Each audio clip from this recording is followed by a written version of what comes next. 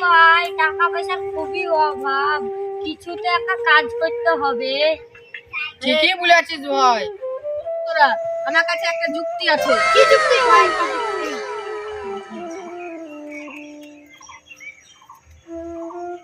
বাহ, তুই হেভি যুক্তি দিলি। চল।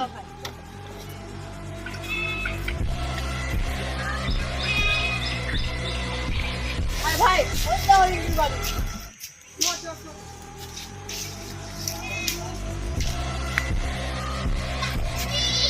এবার বাড়ির ভিতরে যাওয়া যাক। চল।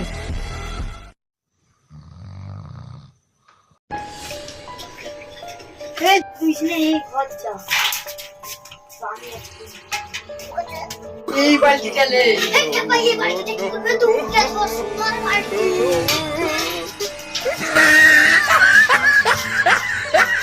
রিন্টু ঘুমিয়ে আছে, তুই এই আলমারি যা, আমি এই আলমারি গেছি।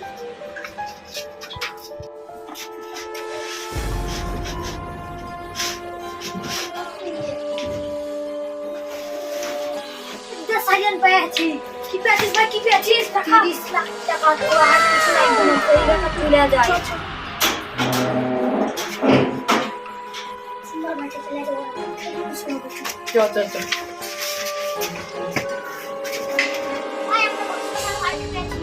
দেখি দেখি, এটা তো কাঁসার বাড়ি, তোরা এটা কোনো কাজ হবে না। দেখ, আমি আর সারিয়ান 30 লাখ টাকা পেয়েছি, তো একই ভাগ করা হবে। তাহলে এটাকে পার্টি হবে। কি ব্যাপার, দরজা খোলা কেন?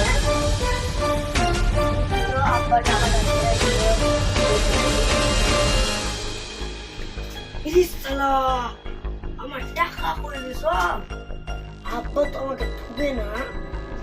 তুই হোক, আমাকে টাকা তো ম্যানেজ করতে হবে, দেরি করা যাবে না। যাই টাকাটার খোঁজ করে যাই, বন্ধুরে কাছে একটু ঘুরে আসি।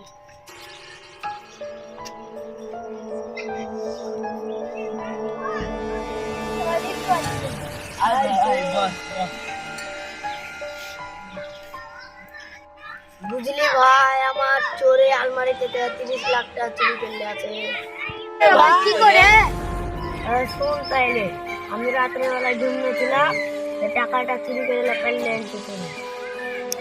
আচ্ছা, একটা যুক্তি আছে। বল তাইলে।